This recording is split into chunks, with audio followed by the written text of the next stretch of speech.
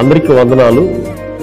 ఈ సాయంత్రం సమయంలో దేవుని యొక్క వాక్యాన్ని జ్ఞాపకం చేసుకుందాం. పరిశుద్ధుడా, ప్రేమ కలిగిన తండ్రి, ఈ ఉదయకాల సమయంలో నీ మాటలను వింటున్న ప్రతి ఒక్కరిని కూడా దీవించి ఆశీర్వదించమని యేసుక్రీస్తు పేరటి ప్రార్థన అడిగి వేడుకొనుచున్నాము తండ్రి. ఆమేన్.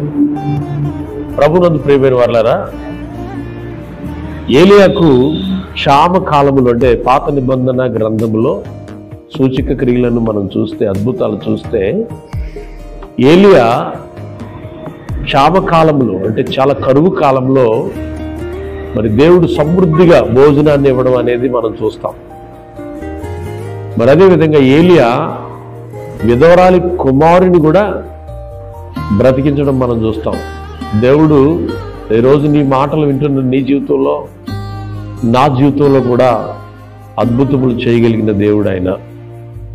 మరి అదేవిధంగా ఏలియా ఆకాశము నుండి ప్రార్థన చేయగా అగ్నిని రప్పించడం మనం చూస్తాం. మరి అదే ఏలియా యోర్దాను నదిని పొడి నేలగా మార్చడం అనేది మనం చూస్తాం. ఇలాగున దేవుడు బైబిల్లో నుంచి అనేక అద్భుతాలు మనం ధ్యానం చేయవచ్చు. ఈరోజు ఈ మాటలు వింటున్న నీ జీవితంలో కూడా దేవుడు అద్భుతములు చేయగలిగిన దేవుడు. Praise the lord. Hallelujah. Thank you Jesus.